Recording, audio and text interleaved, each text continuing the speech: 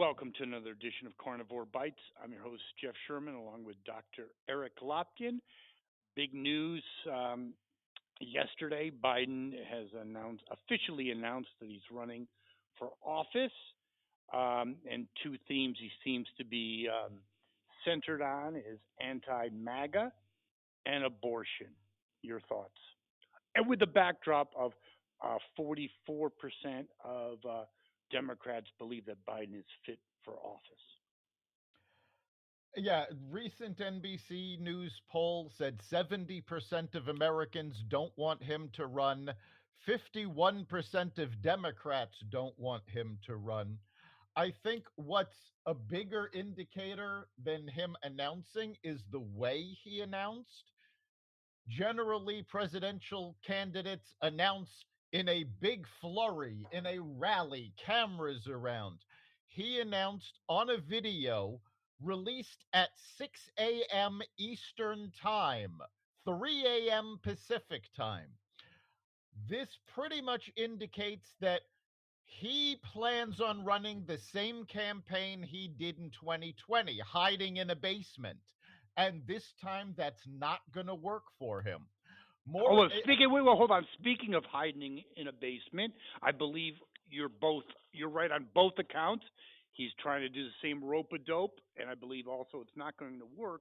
But on that whole theme, RFK Jr., which you were right on this one. He's harkening back to, let's say, mainstream Democrats, a dying breed. He's kind of one of them, but he's already polling at 14%. Why do I bring this up? Because even though he's polling at 14%, which is pretty substantial, and right now there's no plans for any debates, which I think is extremely effing scary because it points to the Democrats knowing that if the man behind the curtain is ever unveiled, people would freak out because his mental capacity has diminished even in 2.5 years exponentially. Your thoughts, Dr. Lopkin? I think you're absolutely right. The Democratic National Committee has no faith in Biden's abilities or his cognition, so they are not having primary debates. RFK Jr. would decimate Biden. It would be an electrocution. But here's another question. I'm sorry, but I have to ask you this as well: is can RFK Jr. force this? He's already at 14%. If he moves into 2025 by default, I mean, that's not going to look good either. No, I don't know if he can force a debate. I don't mean literally. I mean figuratively. But the fact of the matter is, so many Democrats do not want Joe Biden to run. If RFK can electrify primary voters, he can take this away from Biden. And he can actually use the fact that there's no debates to his advantage. He is 15 years younger than Biden. He can show that. And he has mental cognition as well. Yes. Another salient point. He can use the fact that Biden is not debating as evidence that he is not mentally fit for office anymore. But isn't it delaying the inevitable? Because Biden will have to debate on the national stage unless they fake some kind of illness. I don't mean mental illness. Something they got to pull, because I really truly believe this is not just partisan thought process. I believe that he's so mentally diminished, more than even 2.5 years ago, that if people actually knew how bad it is, it would be game over. Am I correct? You are. I'm actually flashing on the movie Dave, where the president has a stroke, and instead of admitting it, they get a celebrity impersonator to pretend he's the president. Nothing would shock me at this point. I do believe that there's a patriotic duty that is missing in the Democratic Party, that it's power above our national interests, and I really do find it appalling that they're continuing with this charade that is literally dangerous and endangering all of us economically, politically, and militarily. It is ridiculous, and it's further proof that the Democrats have been rigging their elections. RFK Jr. has already accused them of rigging this election for Joe Biden. We know that the Bernie Sanders campaign said 2016 was rigged in favor of Hillary. And in fact, in a court case, which was ultimately dismissed because the people did not have standing to file the case, the DNC actually filed as their response. It's essentially saying it's our election. We can do whatever we want with it. So they didn't even deny that they rigged it against Bernie. Now they're rigging it for Joe, not keeping him from having to debate. And I think it's even more than just his cognition. Because if you take a good look at the video that was released, and I love, I didn't catch who said it, someone on Outkick on Fox called the campaign "It's Weekend at Bernie's" too. There you go. I But love it. if you take a look at the video, he does not mention any accomplishments. You don't see him on the video for more than a quick second because he can't, put two sentences together. He repeats lies that the Washington Post has been saying for years are fake. So, I mean, this campaign has no basis in reality. No, just like his administration. But even I think he's always been a path. He's always been a mean sob. Okay, he's not lunch pail Joe. He's a son of a bitch. And the other thing, he's always been a pathological liar. And even yesterday, a minor point, but he's almost like with Seinfeld, basically George just making up lies when he doesn't even have to. He basically said he was born in the same hospital that his father died in. 100% lie. I mean, no one cares. He just Yeah, lies because he lies. he makes up stories that there's no reason to make up. And actually, if Joe Biden would learn the lesson of George Costanza, everything he's done is wrong. If he does the opposite, it will work. Yes, the only thing But that can help Joe Biden is the Republican Party. There is a poll out though that a he's losing to a generic GOP ballot. He's losing generically to the GOP by 6 points. he's losing to a generic GOP candidate by 6 points. However, I will point out that the generic, whether it's GOP or Democrat, the generic candidate almost always does better than the actual candidates because people imagine the generic candidate as the best possible candidate, which we never get on either side. True. We'll see how it plays out. I think there's real problems here. I think you can't have the weekend at Bernie's, deja vu all over again because it's not the COVID It's epidemic. I think there's a real problem here, and there's also problems on the horizon because the economy looks like it's not getting any better. There probably will be some kind of major. There always is some kind of disruption in the world stage that this guy's increasingly unable to handle, and also the real president. I'm sorry, the internal affairs advisor Susan Rice is now leaving, so that puts further pressure on numbnuts.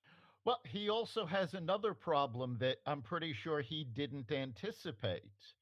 In 2020, the media was on his side.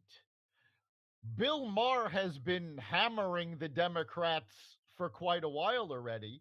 And last night, after the Biden announced his reelection, Jimmy Kimmel started taking shots at him. Jimmy Kimmel has been securely in the left wing Oh yeah, supporter. yeah. He's a left wing operative. So he Biden is not going to have the protection of the media this time. Do you really think it's going to permeate beyond talk show hosts looking for laughs? And in this case, it's cheap laughs because it's just, I mean, you don't have to be a comedic Right. genius to come up with good material on this idiot. Do you think it'll permeate beyond late night hosts? It'll never get to Colbert because he's just, and he's not even a comedian. He's a Yeah, political hack. Colbert is just a shill. But we'll have to see what happens because at this point, according to media research, more people actually get their news from late night talk shows than do actual news shows. Interesting. Well, also on the Biden front, what do you think of this? Um, Marianne Williamson, who's also running on the Democratic side, a little bit of a, I think she's a self-help guru, Yep. kind of a little bit of a kook, but I think, again, even a broken clock is right twice a day. She said there'll be no young people, I mean, not literally, figuratively, turning out for Biden. That's actually something that the Democrats have been worried about for a while. There is no excitement for Joe Biden among younger Democrats. And younger Democrats have been turning out in big numbers. Younger Democrats are why the Democratic Party did so well in the 2022 midterms.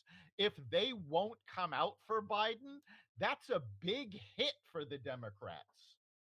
Well, also speaking of a big hit or lack thereof, Kamala Harris was in Africa and she perpetuated another word salad that you'd have to smoke a joint to understand because if you're straight, you would have no idea what the hell she's talking about. Now, Kamala Harris is going to be an albatross around the neck of this campaign because of Biden's age. People are going to be looking at this going, well, wait a minute. If something happens to him, Harris is going to be president. Harris has lower approval ratings than Biden does. And Actually, she reminds me of Dave Chappelle's movie Half Baked because he really looks like a stoner. I mean, it is absolutely amazing. I mean, Kamala Harris has made Dan Quayle look like a Rhodes Scholar. Tolstoid, yes. And people, yeah, and people are terrified of the idea of her ascending to the Oval Office. And the fact of the matter is, remember, she didn't even make it to the first primary Less than in 1%. 2020. So, yeah. So she has no chance of being elected president. Her only shot is something happening to Biden. The problem is, with him being this old, this is a real possibility. And that is something that is terrifying voters. Yes, it will. Yes, it is. And just to put kind of a spin on this, not a spin, I would prognosticate that if it ever happened, now or in his second term, God forbid, second term, you would see the stock market drop at least 2,000 points. And I'm not saying that facetiously. I really mean that. There would Yeah, be panic. honestly, I think that if she had to take over, a stock market drop would be the least of our worries. Oh no, no, no! That would be a that would be a bump in the road. Yeah. Are you kidding me? No, that's nothing. I agree 100% with that. It would be interesting to see how this all plays out. Again, somewhat quasi in the political realm. We have Tucker Carlson of out of Fox. He was their biggest ratings person. I would say definitely their leader of the prime time lineup. There's talk that One America News Network, a small kind of fledgling news outlet that's no longer on direct TV, is thinking about or considering paying him 25 million to join their team. First of all, why do you think he was out? Second of all, impact on Fox, and is there is Fox News starting to take on water? Well, as for why he is out, um, if you take a look at the Dominion lawsuit, he was at the center of it.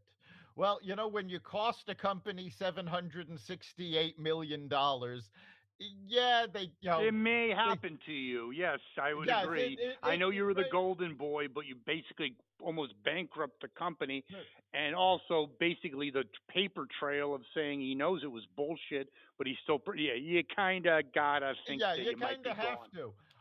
As for impact on Fox News, I will point out that right now, Fox News is by far and away the ratings leader. I will also point out that at one point, Glenn Beck was the largest ratings pull on Fox. Following that, Bill O'Reilly was the largest ratings on Fox. Fox fired both of them and suffered no ill effects. I Okay, the expect only this. thing about that I would say push back a little bit on that. Glenn Beck kind of self-destructed. O'Reilly, yes, that was a huge unknown. I'll give you that one. Glenn Beck, not so much. But basically, you're looking at Tucker as almost like a cult of personality. He's almost have a cult-like following. Do you think it has any impact? Honestly, I don't think it's going to. It'll have a short term impact. Obviously, they're going to have to figure out what to do about prime time now. But the fact of the matter is, the only ones that were really passionate about Tucker Carlson was the far right. And in fact, if you look at the comments that have been made, the people saying, oh, it's a shame that he's leaving, it's all far right individuals that Tucker gave an audience to. I think, quite frankly, these same people can go on Sean Hannity. I honestly do not believe it's going to have any long term effects on Fox. Fair enough. We'll see how it plays out. Shifting to the corporate woke subject matter, we have Rasmussen poll basically saying that the majority of Americans support the Bud Light boycott, and also, surprise, surprise, their VP of marketing is now out. My first question to you is, please tell me you're in the business consulting, you're a business consulting expert. How do you spin that in an interview when you're the outed VP of marketing? That's pretty hard to say. Talk about your recent accomplishments. There you Yeah, go. there's no way for her to spin this positively. You can. This It's brain dead. Let's just be this clear. was a debacle. And it was such a large debacle that Anheuser Busch has lost market share to other beer companies. Their stock has gone down. That's how big a debacle this was. It's not just one brand, it affected the entire company. They had no choice but to push her out. Okay, there's also a thing, someone who teaches business at the college level, everyone can be a genius in the Monday morning quarterback. Hindsight's 2020, but this just on its surface is just friggin' brain dead. There's no explanation for it. It's ridiculous. Whoever thought that was a good idea, just get another career. Yeah, Take up it was, like landscape let's architecture or bring in something. yeah, let's bring in an influencer who is diametrically opposed to our core consumer, appeals to a consumer that's never going to buy our brand or Ever, beer in general. ever. I mean, there was no justification for this. And just as a sort of back of the envelope analysis on this, here in Connecticut, and let's face it, you don't get too much bluer than Connecticut. Uh, Unfortunately, California, New York City, maybe that's about it. If you go to the supermarkets in Connecticut, the Bud Light section is filled. Nobody is buying it. And again, that's in deep blue Connecticut. So this was more than something that was happening in redneck states, as the woke want to portray it. This is bigger than just red states. This is across the country. People are tired of the woke agenda. They want the companies to focus on their consumers, not causes, not politics. And I've talked about this before. Some uh, the example I always use is going back a number of years in the toy business, where activists were complaining there were not enough female action figures. They needed female action figures. And Mattel and DC Comics released an entire line of DC superhero girl action figures and Wonder Woman action figures. And when Toys R Us went out of business, they had aisles and aisles and aisles of these unsold because activists were not buying the product, and these were not products that appealed to their consumers. Well, there's another example of woke and go broke. Disney, how do you F that up? They're laying off upwards of 7,000 people, and four of those 7,000 will be at ESPN, which, let me just ask you this. I believe ESPN is a shadow of what it used to be. It was once the gold standard. No, It was the gold they could standard in dictate their sports. own terms. It was the first sports network. It was the gold standard. And unfortunately, they decided to start making political comments instead of focusing on sports. Now, to be in their defense, they did have an uphill battle for viewers because you saw most of the sports teams start investing in their own channels. SNY, Yes, Nesson, Fox Even Regional even Sport. MLB Network, NFL Yes, Network, yes. NFL Network, MLB, which, quite frankly, left ESPN without a lot of content. So, yes, they did have an uphill battle. They made it so much worse when they started making political comments because, let's face it, the average sports fan is watching sports to enjoy sports. They don't want to hear about the problems in politics when they're watching sports. This is an escape for them. Yes, but it's also indicative of it's the same thing, a parallel, not the same, but very parallel to Bud Light. The uppity ups do not understand their market. They think everyone's thinking the same way at the Chardonnay policy parties at the Hamptons, but they're not. And the other thing is, yes, it's political, but it's also boring. Not understanding who your audience is. This is not launching the space shuttle. This is not Meet the Press. It's supposed to be fun, and it is not. It's almost unwatchable. And that is also a big part of the problem is they lost their way completely, not unlike CNN. This is another network that sort of fell into a rut and is struggling to find their way out.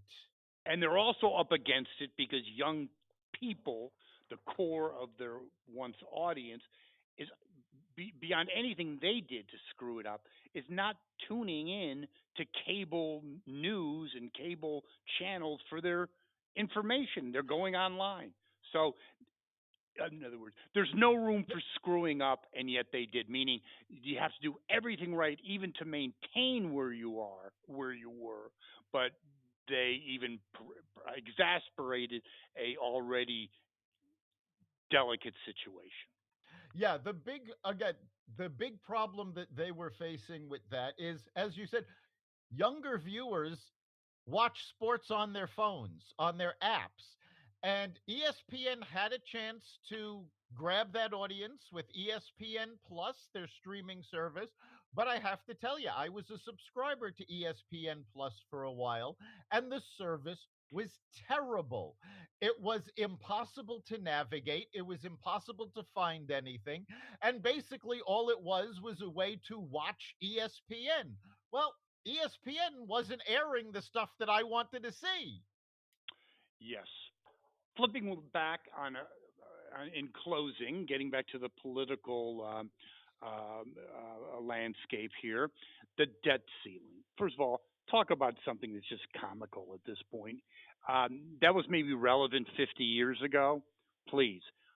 So relevancy was the suspense of the pop and circumstances and just be done with it. Second of all, who do you think wins this? The Republicans usually lose. I'm not so sure that's going to happen this time. Yeah, I'm not so sure that'll happen this time either. I'm going to disagree with you, though, about relevancy, because quite frankly, having that debt ceiling is the only thing that has reined in government spending as much as it has. So you get rid of that, they're going to go crazy. And I mean that about both sides.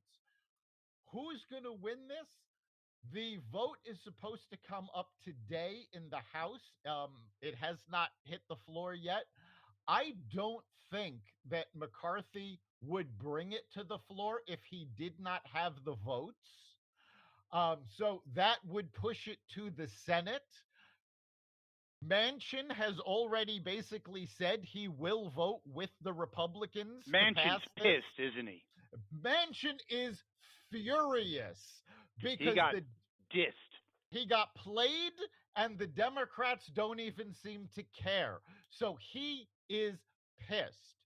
So bringing him onto voting for this pretty much gives it 50-50. All they need to do is grab one How more. about Cinema? Couldn't she? Wouldn't she vote for it? I do believe that Cinema is likely to support this. That is a huge political defeat for numbnuts, isn't it?